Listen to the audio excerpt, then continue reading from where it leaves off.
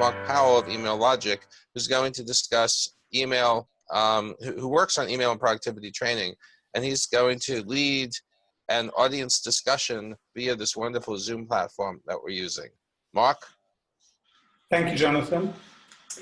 Hello, everyone. So my name is Marc Powell, and I run a business called Email Logic. We've been going for 18 years, and as Jonathan said, we work with organizations all over the world, working with email productivity, so helping organizations improve the way that they use email. And this, if you like, is one of the discussion parts of this webinar, this IORG webinar. And I wanted to start just by talking about three things before we're going to create some discussion with all you wonderful people out there who are dealing with information overload in your organizations on a daily basis. So the first thing is that email productivity, all the things that you can do, all the tips, all the techniques, all the attitudes, all the approaches you can take to improving your email use, and that includes all the things that have been talked about today from Stuart, some of the things that Jonathan was talking about before, they are all common sense. But as someone once said, common sense is not always common practice. Okay, so they are all very, very easy to do. They're very easy wins to put into practice. That's the first thing that I want to say.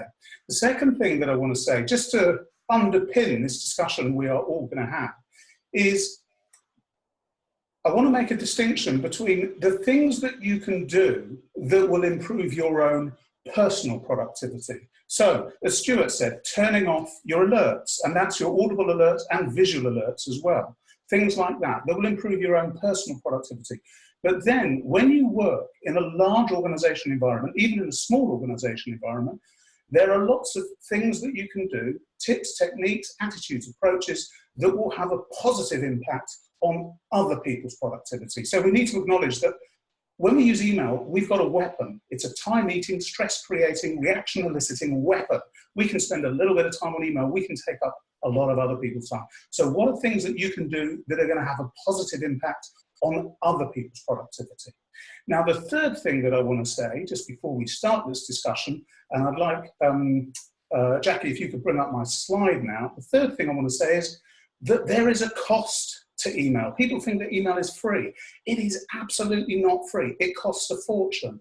So there are lots of stats around this, but the cost of email, 100 people copied, and if you could just move it on, 1 or 2 clicks, Jackie, I think 1 click, try 1 click.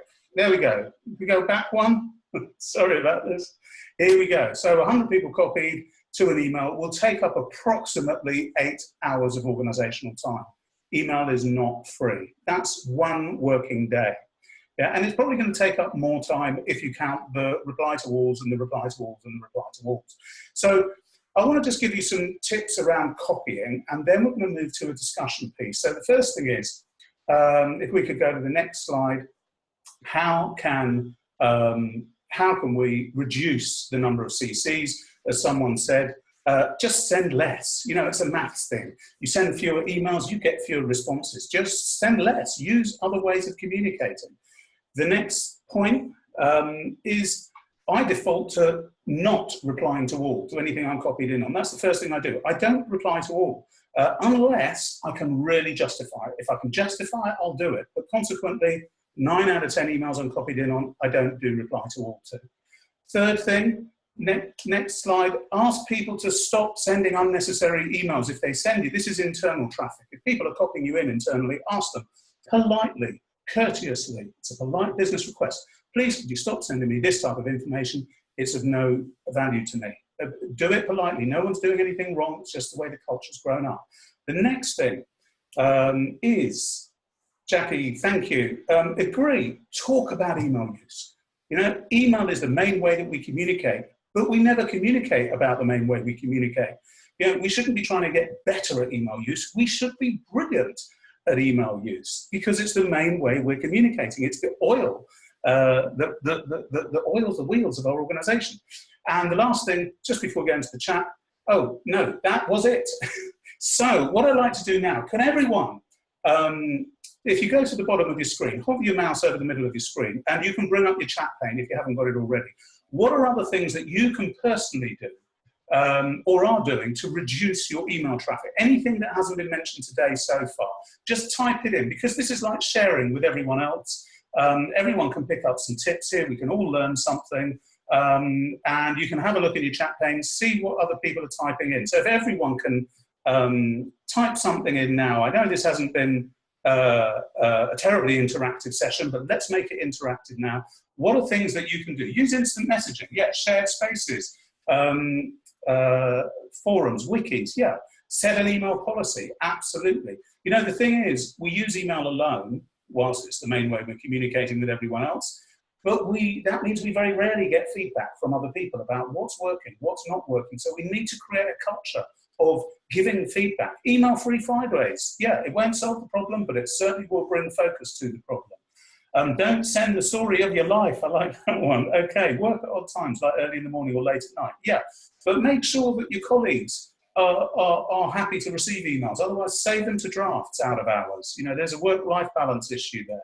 Phone is fine, but don't leave voicemail. But just don't leave voicemail. Okay. Not sure why not. I think voicemails can be really good as long as people are listening to them. Speak to people. John, that is revolutionary. Let's start speaking to people more. Pick up the phone, walk across the office, or even just pop your head round the screen. Who's been successful in getting buy-in from everyone? We have. We have with many of our customers. Stop by people's offices. Okay, let's go on to the next question. Could I have the next slide? So what can you do, or what are you doing with your teams or your colleagues to reduce traffic? Okay, everyone type something in. What could you do with your colleagues?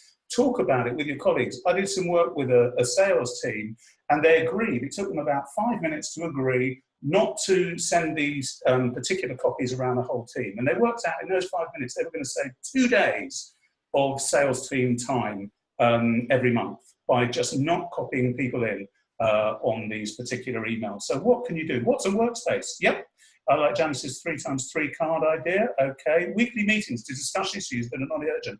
You know, put email on your team meeting agenda once a month or once every 2 months, and choose just one thing you can do to improve your email use. Talk face-to-face by phone. Okay. Could we have just one more? Just one more question? Is there one more up there? I think there is. Just before we finish, what is being done from a corporate perspective to address the overload issue in your organization?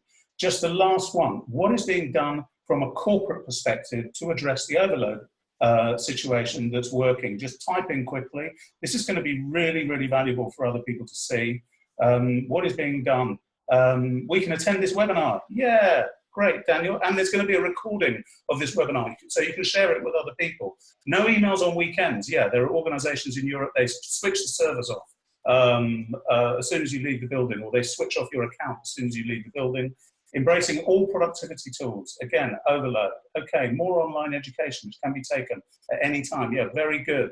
Create tons of new notifications. Brilliant. Thank you for that. And, you know, keep it coming. Keep these suggestions coming. I think it's really important that people share. So, thank you, Mark. That was great.